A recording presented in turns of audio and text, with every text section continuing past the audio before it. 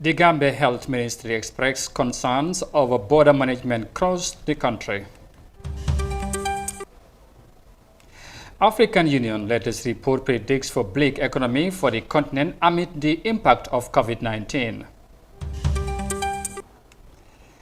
Tunisian police have introduced robots policing in the capital to monitor the situation during lockdown. This and more coming on The World Today.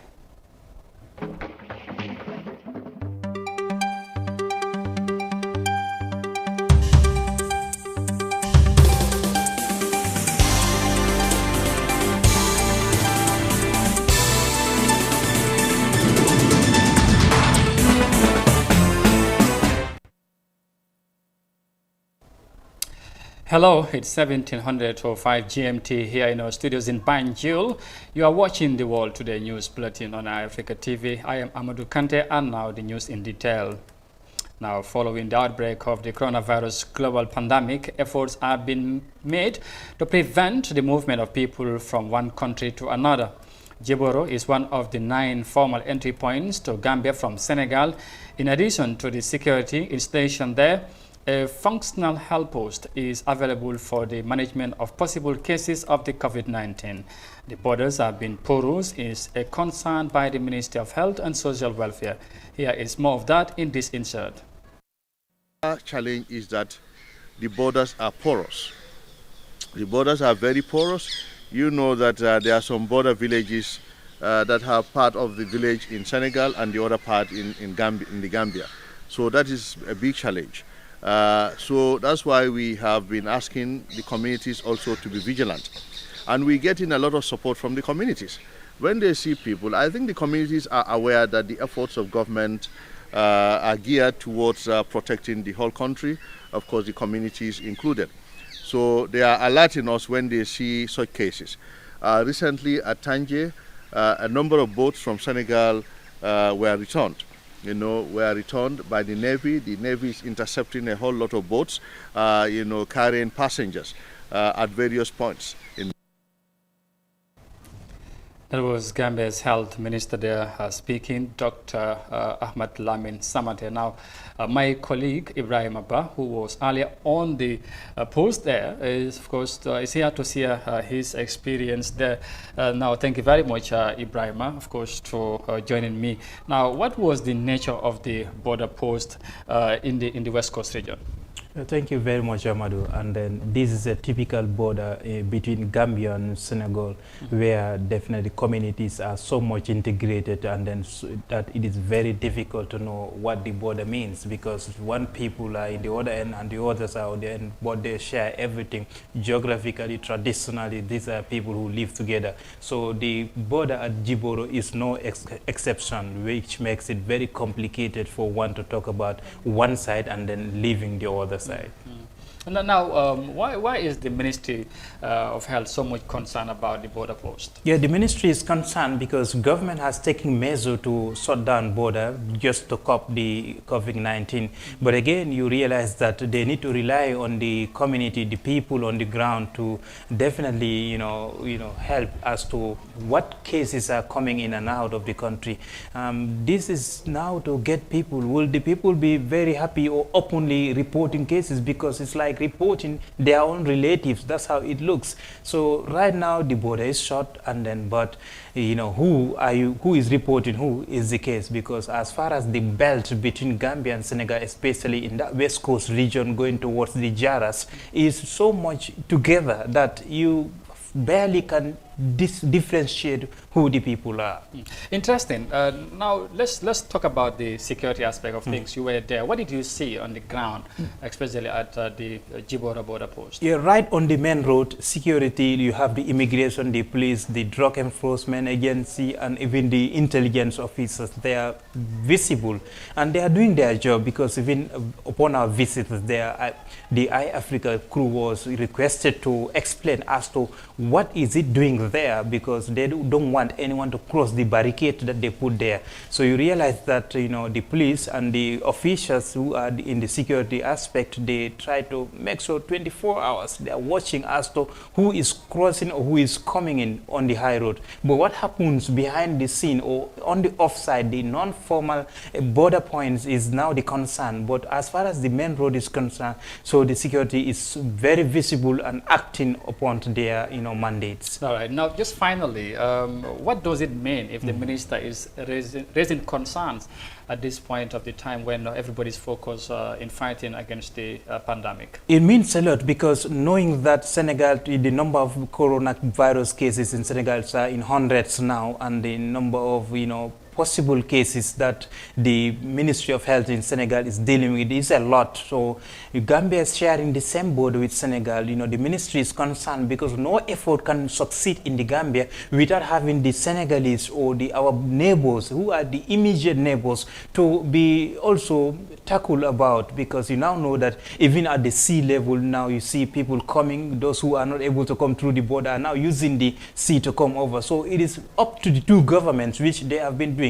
There is ministerial, meeting between the government of the Gambia, that is President Barrow and President Macky Sall. They discuss this biannually. They meet to show each other, to tell each other, tell their people that Gambia and Senegal definitely share everything in common. So the integration is so much that, you know, when you talk about one border, you need to engage the other one. And the security is definitely there. And this is important for the Ministry of Health to start up or build up in their fight against coronavirus in this country. All right, we got to leave it at that. Many thanks for your time. Ibrahim Presba, Senior Editor and Correspondent of Africa TV. Thank you very much for your time. Now, we move on because Africa's economy will be highly affected by the impact of the deadly coronavirus pandemic, according to Africa's Union's latest report. The report also indicates that Africa may witness less revenue from tourism and travel by losing about $50 billion, and the oil industry may be hugely affected too. The African Union is hopeful that the free movement of goods and services will resuscitate the continent from greater losses to the impact of COVID-19. Let's have more details of that in this report. This EcoBank office in Addis Ababa is normally teeming with activity. Now it sits mostly empty during this COVID-19 period. The bank's country representative, James Kanagwa, says employees are now working from home and that their pay will not get cut. But a new report from the African Union shows that not all employees around the continent will be so lucky. We've seen companies shutting down. When that happens, jobs are lost. When jobs are lost, it's chaos. We are seeing countries also locking down. And you know, most of the developing world, a big chunk of the population is in the informal sector.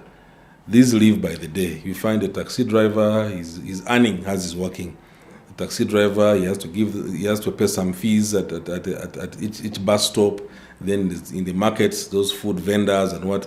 So once people are told lockdown and try to sort the problem, then you now have another problem of hunger. The report says Africa will see less revenue from tourism and travel, which may lose at least $50 billion. And remittance from abroad will reduce too. The African Union also points out that oil producers in Africa may lose over $100 billion because of the drastic drop in oil prices globally.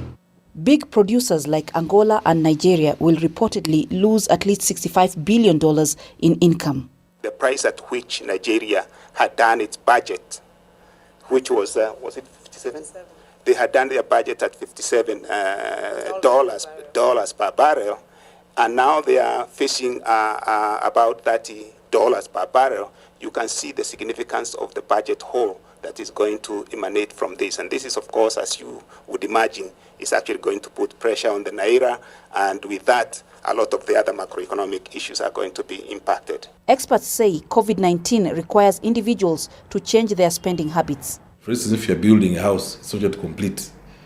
I think you need to put that on hold for now until the situation improves as you're saving. It's also going to be a challenge also. You don't have to, even the consumers which had taken effect, people borrowing money to go and have weddings and what, all that will change. Because if you are doing a scientific wedding of having 20 people attending, meaning we are going to be more realistic to our situations and also change some of our cultures, which have been propelling this lavishness. The African Union is hoping the African Continental Free Trade Area can promote more trade within the continent and cushion the fallout from external shocks like coronavirus. But COVID-19 is threatening that as well, with some fearing the disease will derail the project's implementation on July 1st. The African Union there seems to be worried about the continent's economy. Now, we come back home because Gambia Prison Services told they received a brand new minibus from Gambia Chambers of Commerce and the United Nations Development Agency, UNDP. The gesture is geared towards supporting the security sector in the fight against the deadly coronavirus pandemic and enhance safety to the personnel during their movements. Here is more of that. We have just given a 30-seater bus to the prisons department. Is to enable safe distance and help them with their most critical need. But in addition to the bus, we are also going to provide them with 6 months of the fuel and maintenance that they would require. On the other note, also still about the prison, we are going to do the Joshua prisons. There are 2 blocks that we will start work very soon to not only redo them, it's not from scratch, but we're going to do the works and equip them so that they can house the people humanely. We are looking at several areas where we can have a quick impact intervention that can help to prevent any case in the location of the detention centers. This is why we are here today, to handle a minibus, at least for the workers, to make sure that they have minimum conditions to get to work in a safe manner, and we are doing it together with the GCCI.